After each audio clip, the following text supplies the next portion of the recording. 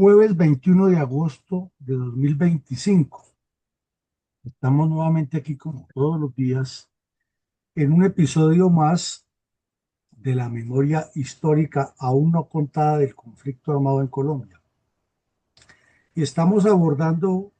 el recuento y análisis de los hechos que ocurrieron en situ y en general alrededor del país en el violento diciembre de 1988, cuando por parejo todos los carteles de narcotráfico, sin excepción, las FARC, el ELN, el cartel de Medellín, el cartel de Cali, el cartel del norte del Valle, el cartel del M-19, todos dedicados a causar terror frente a un gobierno que no daba pie con bola y ya entraba en la recta final de su periodo. Nos referimos al señor Vigilio Barco. Débil, laxo, sin carácter, y maniatando a las fuerzas militares en una época en que, lo hemos reiterado, los soldados andaban con botas remendadas con alambre, camuflados con parches de camuflados viejos, uniformes, y los fusiles amarrados hasta con cabulla, los portafusiles, porque no había presupuesto y se estaba combatiendo contra un enemigo que se estaba enriqueciendo de manera acelerada con el narcotráfico. Mientras en el Palacio de Nariño se gagueaba tanto en la dicción del presidente como en las decisiones políticas. Era más importante para todos estos politiqueros descompuestos decidir si el candidato del Partido Liberal a la siguiente elección era el señor Galán o era el señor Durán Duzán. Y al mismo tiempo los narcotraficantes y terroristas de todas las vertientes, encabezados por el M-19 y por el cartel de Medellín, seguían empecinados en buscar una asamblea constituyente a como diera lugar para, desde ese escenario, promover la no extradición que le interesaba muchísimo a Pablo Escobar y a los demás bandidos, todos los pelambres. Aparecieron desde ese momento un grupo de jóvenes manipulados sin ninguna estructura política con el fin de promover que se hiciera una asamblea constituyente que cambiara nuestra carta constitucional. Y eran instigados por parejo por los partidos de izquierda y por la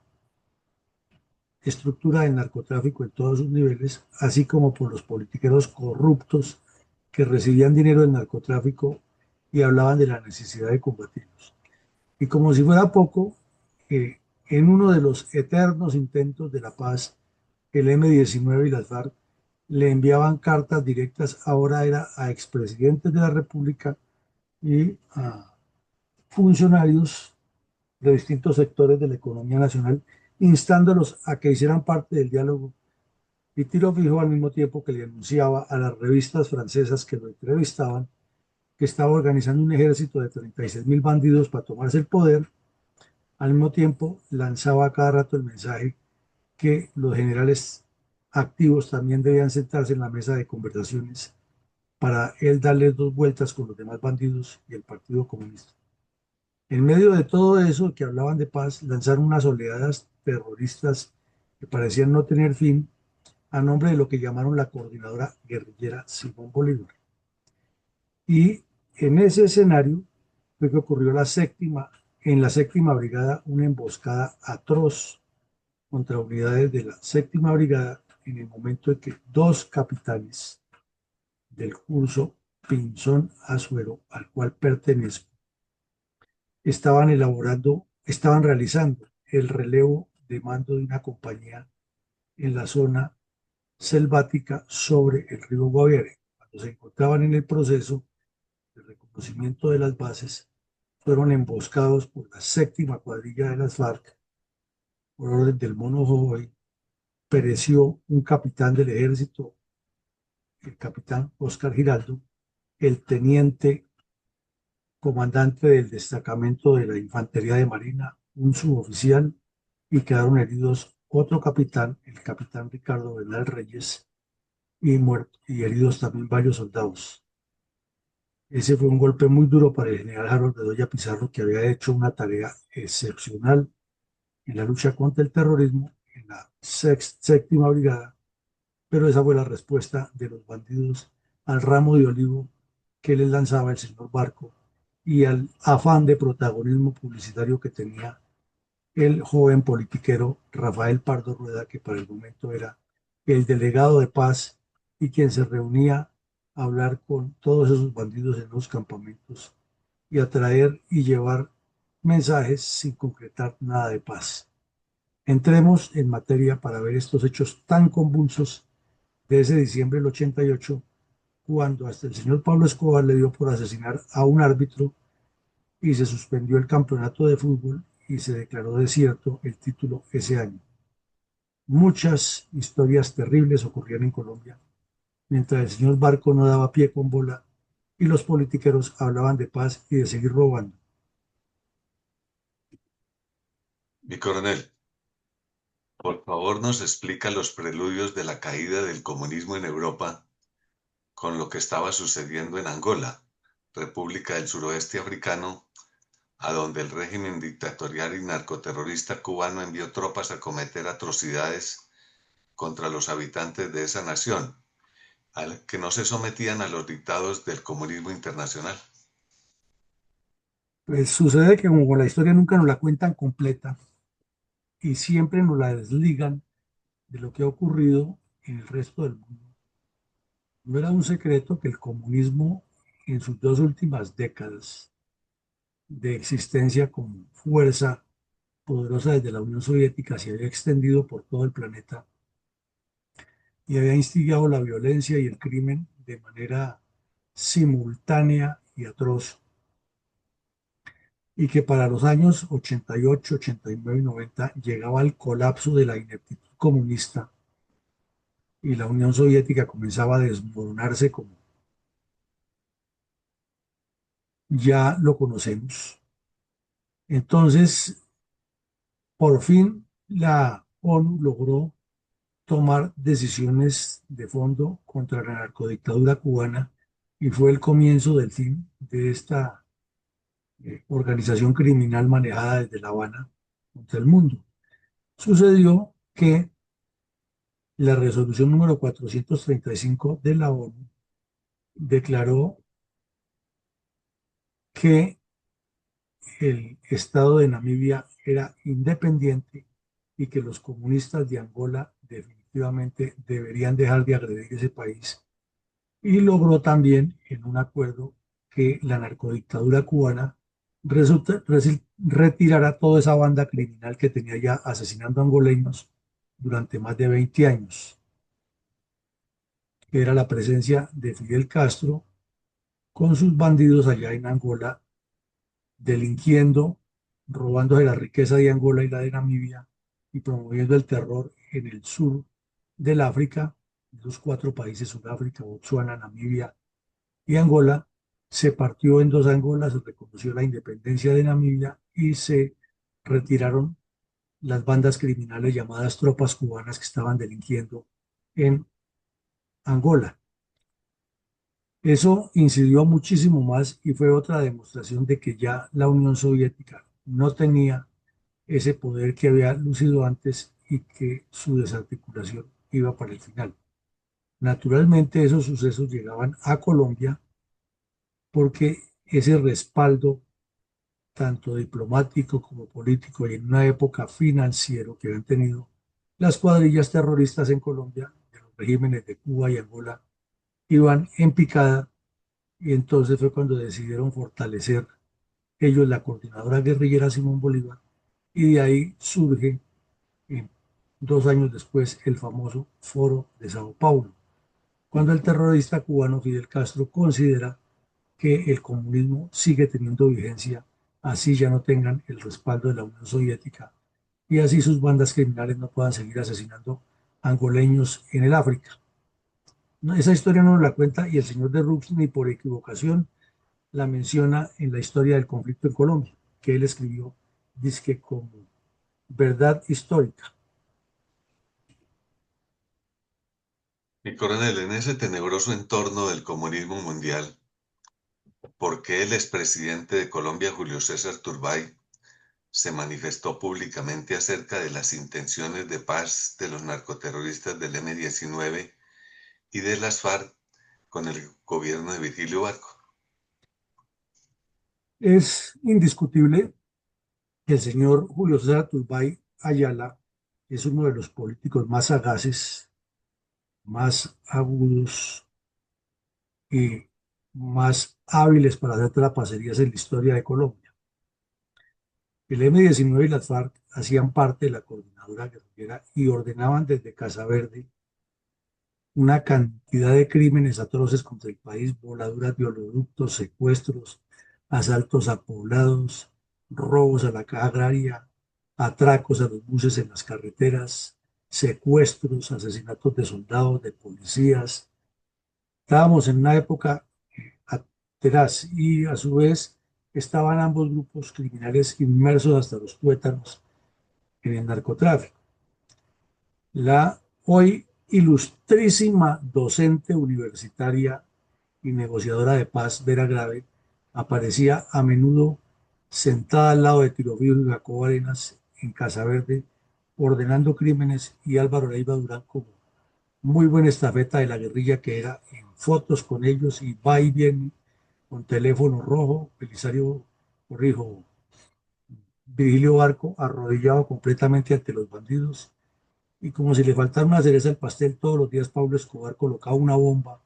o secuestraba un periodista o secuestraba a alguien o destruía eh, una propiedad de alguno de sus adversarios. No había claridad, no había claridad. Entonces, el M-19 y las FARC le enviaron unas cartas a varios personajes, entre ellos Julio César Turbay Ayala, diciéndoles que lo invitaban a hablar de la paz. Y Turbay, que era, como ya lo dijimos, muy sagaz, dijo: claro, yo hablo con ustedes de paz y de desarrollo nacional cuando ustedes firmen la paz con el gobierno nacional, cuando suspendan las acciones terroristas, cuando dejen de asesinar colombianos y de robar, cuando paren todo ese accionar y ya estén convertidos en partido político. Entonces podemos hablar de ideas para el desarrollo del país. Pero no cuenten conmigo que vaya a servirles de mensajero o de mandadero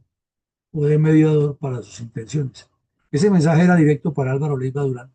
pero a ese sujeto le entraba por un oído y le salía por el otro. Y los bandidos de las FARC tampoco le contestaron, y mucho menos los terroristas del M-19, que ya andaban en fotos y en abrazos, y el comandante Papito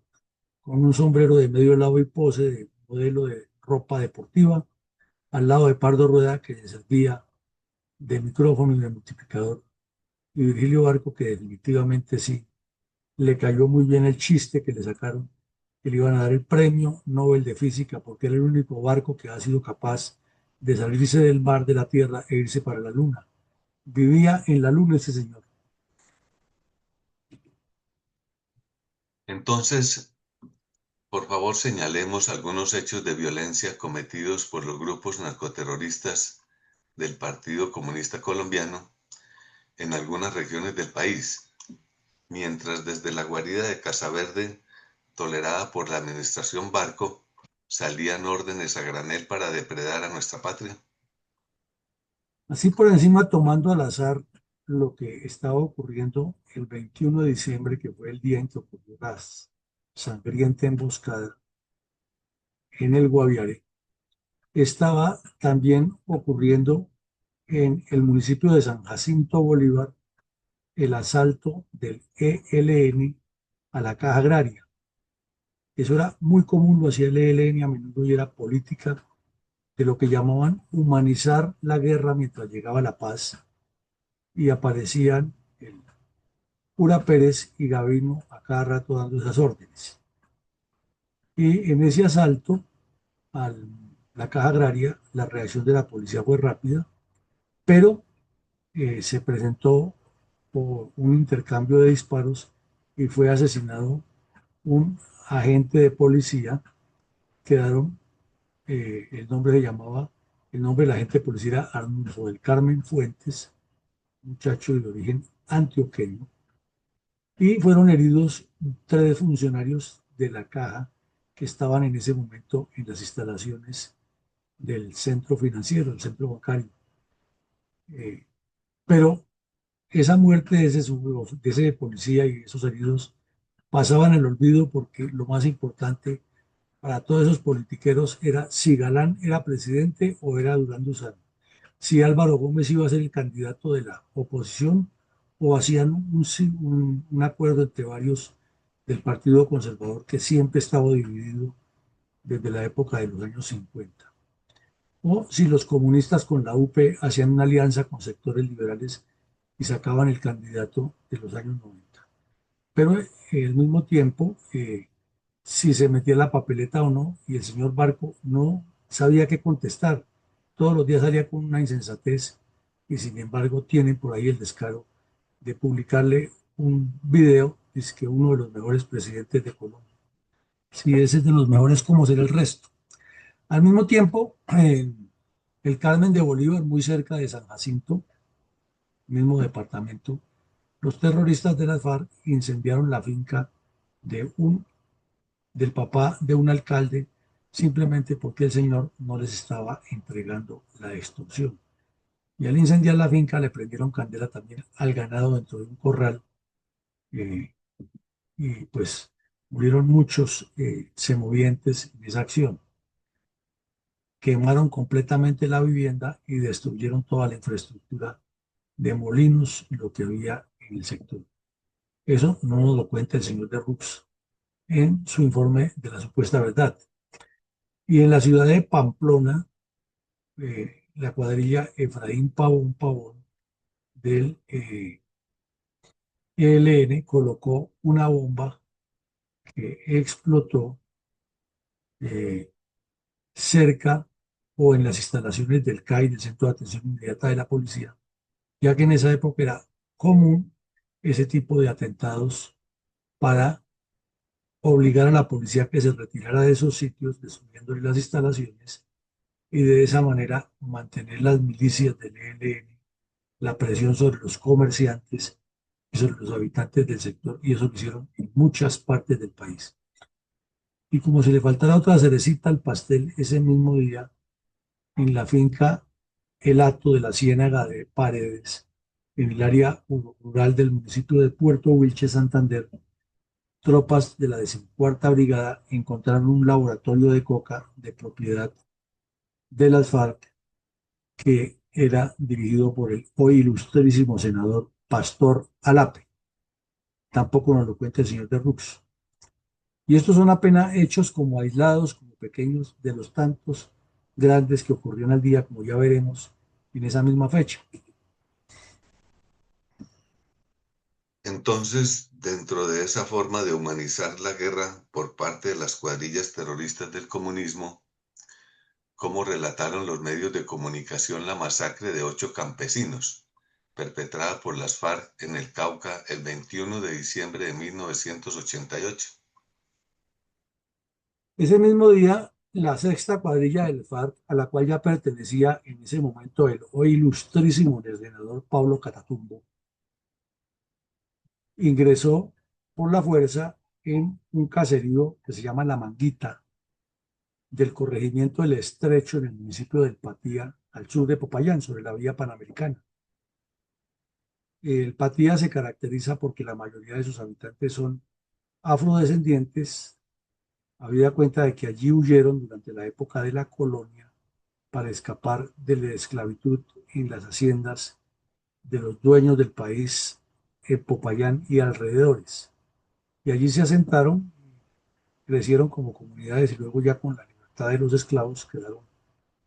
pues ocupando esas tierras. Pero el Patía pues es una zona de varios pisos térmicos. En la parte baja está el caluroso valle, pero a los lados están las dos cordilleras y forman un entorno geográfico importante que ha sido zona de paso de todos estos grupos terroristas, particularmente de las FARC y el ELN. Entonces, en esa época estaban cumpliendo la orden a Jacobo Arenas también de lo que llamó el Plan Cóndor de las FARC. que consistía en eliminar a cuanto enemigo y adversario ideológico encontraban con lista en mano para eh, limpiar la revolución de parásitos, decía Jacobo Arenas. Y en ese orden de ideas, Catatumbo y sus muchachos fueron a esa finca y asesinaron a 8 personas de la manera más atroz, porque los reunieron en la casa y los fueron matando de a uno en uno, mostrándole a los demás cómo era que se aplicaba la justicia revolucionaria. Algunos quedaron heridos porque la masacre o los disparos fueron contra muchas más personas y luego los medios de comunicación lo relataron, pero tampoco hubo ninguna acción de parte del señor Barco y cuando se sentaron en La Habana a hablar de las virtudes de las FARC, todo esto quedó en el olvido porque ni siquiera se preocuparon por revisar los archivos, sino el afán era firmar lo que fuera para que Juanma consiguiera su premio Nobel y Humberto fuera presidente y Jorge fuera ministro de Defensa y Naranjo fuera el vicepresidente, Frank Perg el ministro del Interior y Sergio Jaramillo el canciller y todo como si nada. Eso era el sueño que ellos tenían y por eso se arrodillaron cínica y descaradamente ante estos bandidos responsables de todos estos crímenes.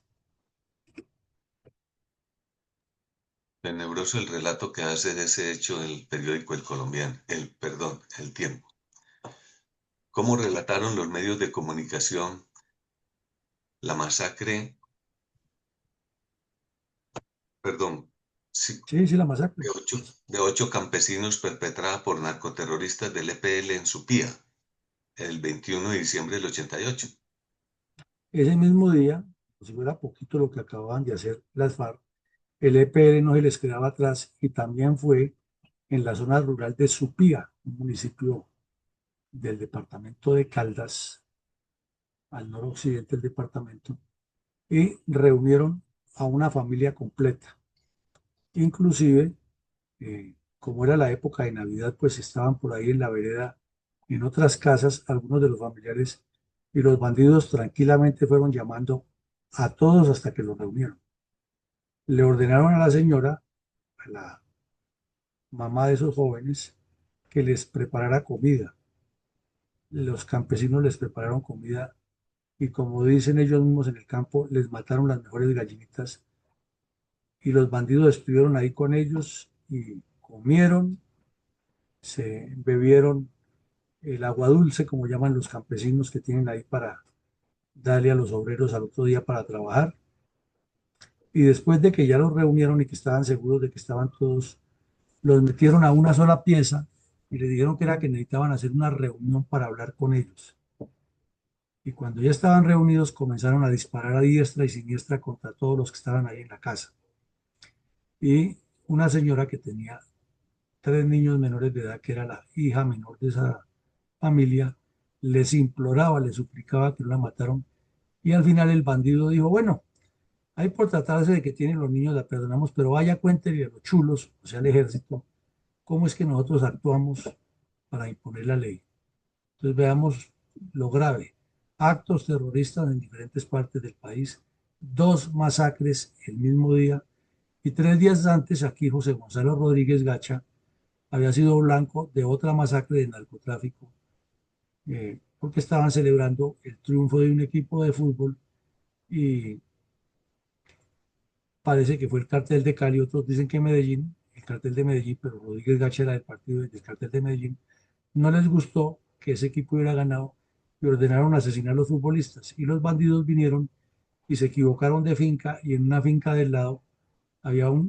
3 familias reunidas celebrando la Navidad y los fusilaron a todos, 21 muertos. Entonces en una sola semana casi 40 muertos en 3 masacres, pero sin embargo el señor Virgilio Barco es uno de los mejores presidentes de Colombia. Sigamos. Y como para acabar de rematar, ¿cómo sucedieron los luctuosos hechos relacionados con la sangrienta emboscada de las FARC contra las tropas de la Séptima Brigada en el río Guaviare el 21 de diciembre del 88? Pues la séptima brigada venía desarrollando una tarea muy grande, ya la vimos aquí, el trabajo que inició el general Harold Bedoya Pizarro, con el fin de erradicar el narcotráfico y la presencia de las FARC en el Guaviare, que hasta el momento ningún gobierno le ha puesto cuidado a eso. Mm. La séptima brigada tenía una zona muy grande, los llanos orientales y la Orinoquía, y casi todo el esfuerzo se concentraba en el Meta. Entonces, el general Bedoya fue el que abrió bases en el Guaviare y comenzó a perseguir al Mono Jojoy y a los bandidos de las cuadrillas primero y séptimo. Ya el reclutamiento de jóvenes era muy grande, el narcotráfico estaba disparado financiando la guerrilla. Entonces se establecieron sobre el río Guaviare una serie de controles, de patrullajes, coordinando el apoyo de la Infantería de Marina para el transporte de las tropas y las unidades de infantería para actuar directamente contra las estructuras de las FARC. El capitán Óscar Giraldo Restrepo era un oficial muy distinguido, había sido el primer puesto en el curso de lanceros, había sido instructor en la escuela militar de grado de teniente, y inclusive tiene dos hermanos que llegaron a generales de la República, son gemelos. El capitán Giraldo estaba al mando de esa unidad y había hecho varias operaciones exitosas y lo tenían en la mira los bandidos. Por alguna razón se filtró la información del día que él salía y llegaba el capitán Bernal, también compañero de promoción de él, a recibir la base y los bandidos los esperaron a la orilla del río en lo que llaman un raudal para asesinarlos y efectivamente cuando más o menos 3:30 de la tarde, cuando la lancha entró en la zona de muerte, le descargaron explosivos colocados dentro del río y ráfagas de ametralladora y de fusil. Y en el acto cayeron muertos el capitán Restrepo del ejército, Giraldo Restrepo, el teniente Jorge Enrique Márquez Durán de la Armada, que era el comandante del destacamento anfibio, el cabo Khaled Valdivis Hernández, que era el reemplazante del oficial de la Armada, y la unidad fluvial, varios soldados y varios infantes de marina, y quedaron también heridos soldados e infantes de marina que iban dentro de la unidad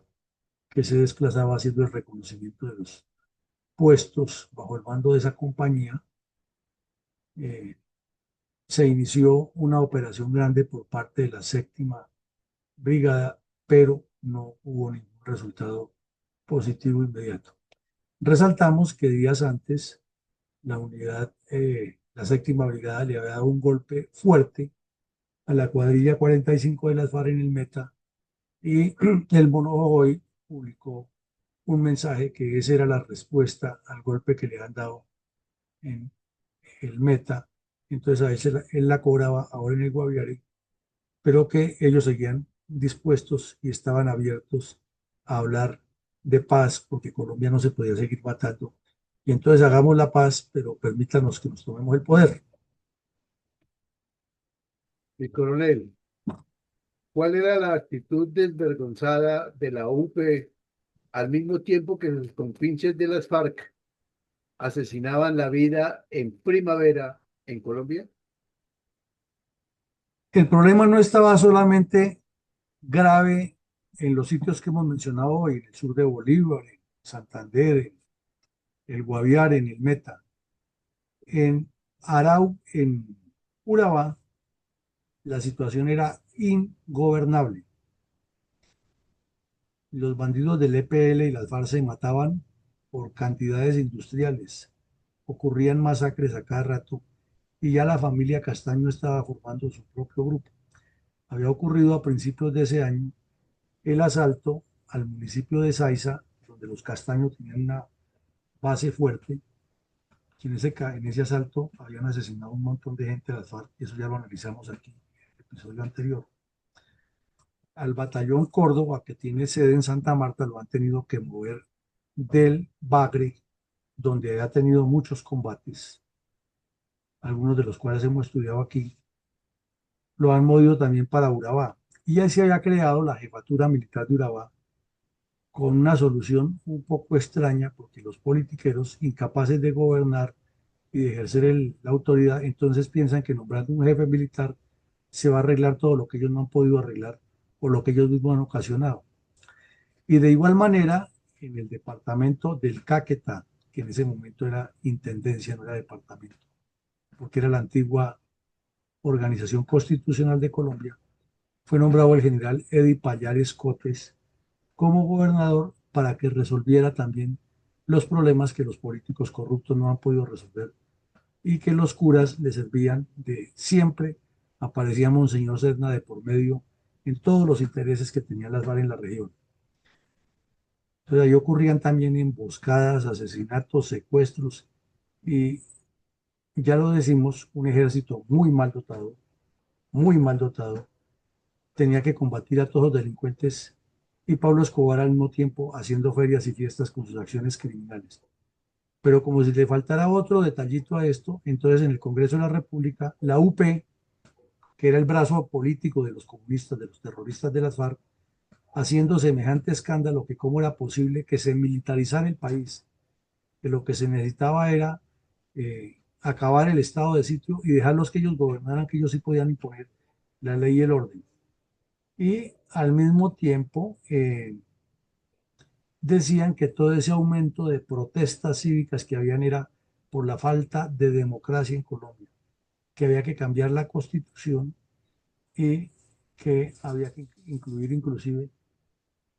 o agregar inclusive hasta la elección del procurador por vía popular. O sea, proponían un Estado diferente y entregarles el poder al control de los bandidos de la FARC. El coronel. ¿Qué otros hechos de violencia ocurrieron ese mismo día en Antioquia y Santander? Mientras la UP hacía ferias y fiestas, y Pablo Escobar también, y la Navidad era bastante negra para los colombianos, en, mm, en el departamento de Santander se presentaron varios enfrentamientos, en el departamento del Huila hubo otros enfrentamientos, y en el departamento del Valle del Cauca también hubo enfrentamientos en el sector de Jamundí, con saldos de bastantes personas muertas y heridas en medio de esos combates. Pero había que seguir hablando de paz. ¿Cuál fue la desacertada y cínica declaración de Monseñor Darío Castellón al renunciar al cargo que le había dado el gobierno Barco como integrante de la Comisión de Paz? Este señor, el obispo Darío Castrillón Hoyos, fue otro de esos personajes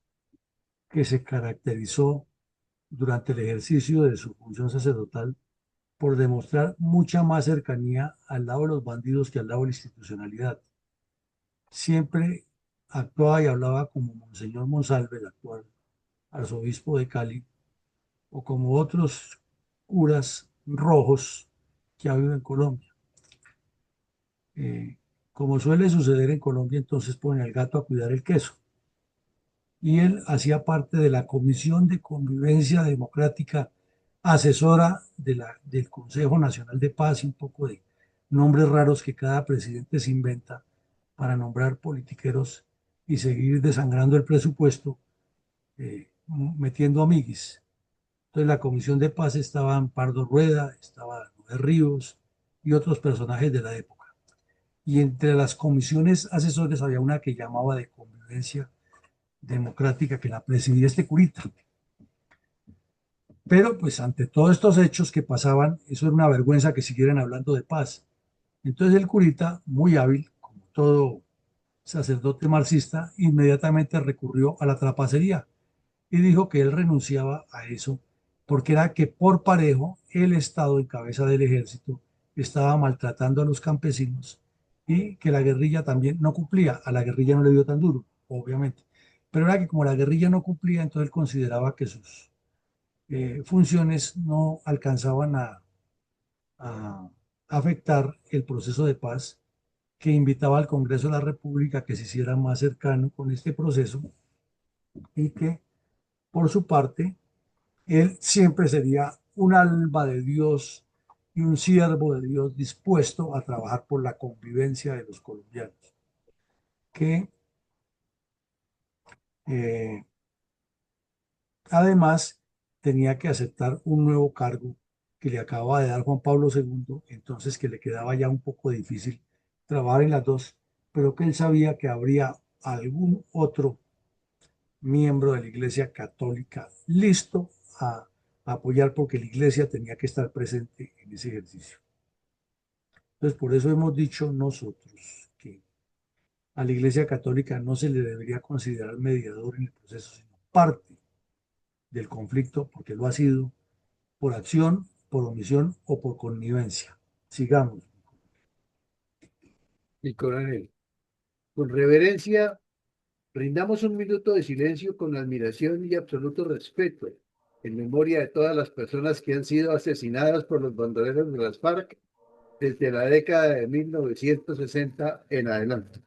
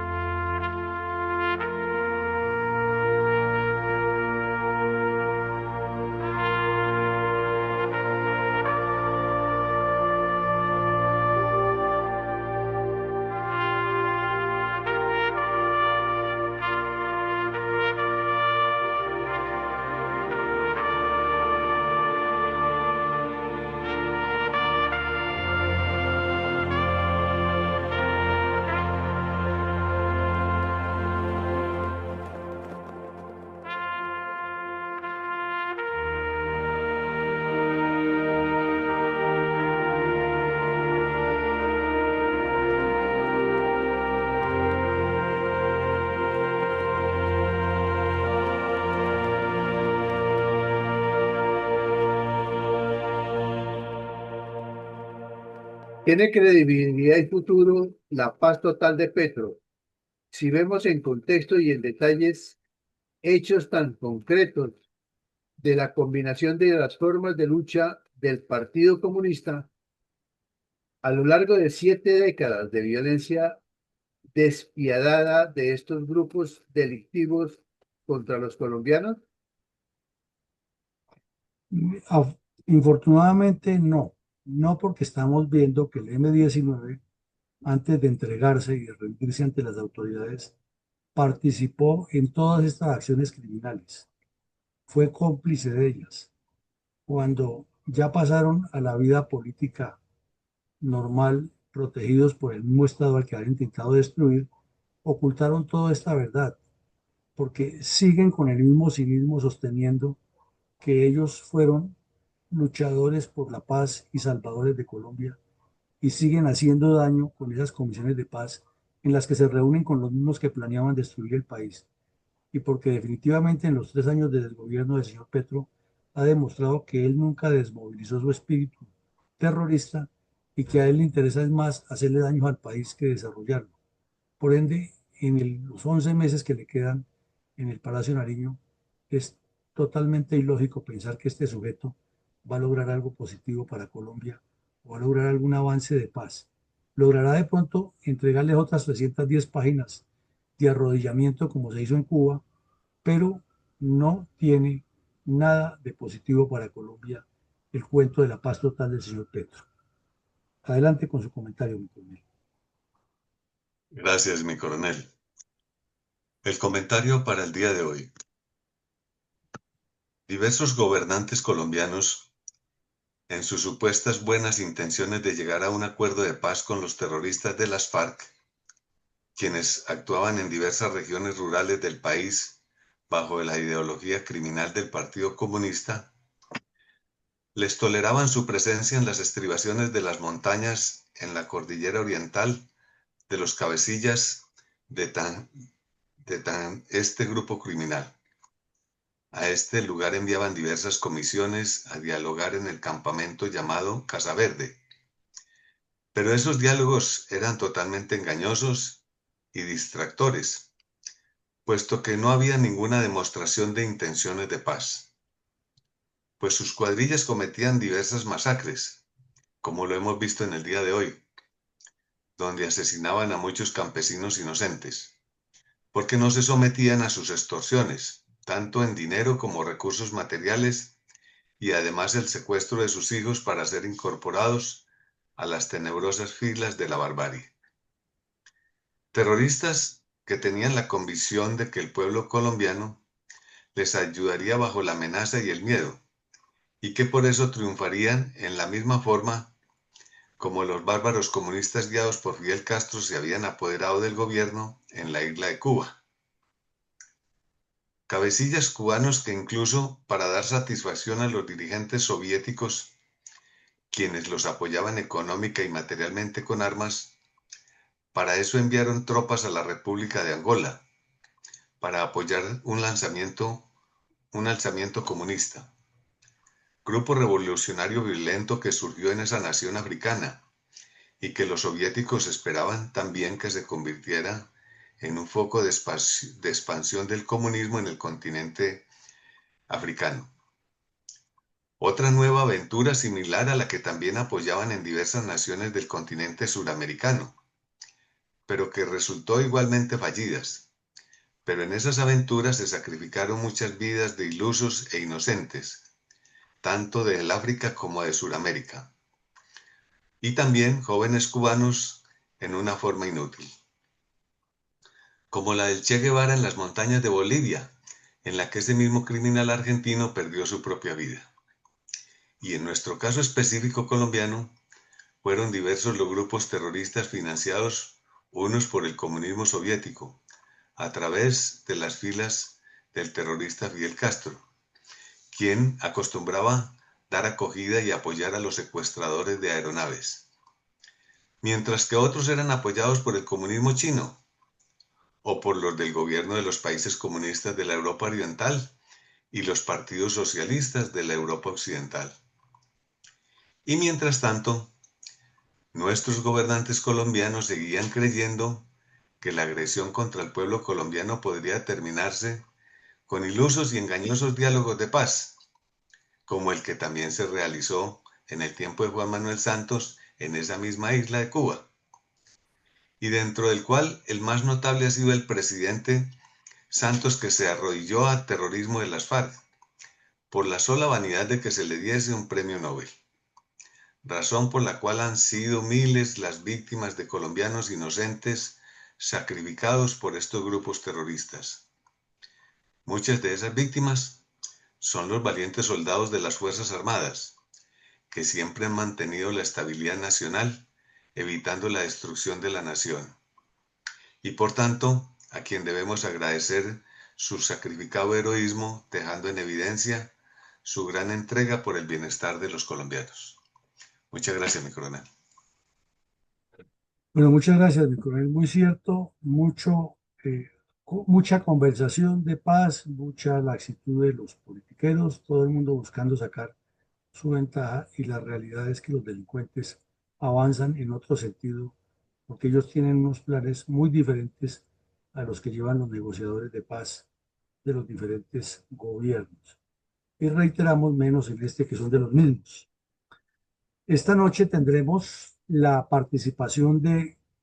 el coronel Gustavo Terán desde Bolivia, que nos vendrá a explicar las tendencias de las elecciones en segunda vuelta, donde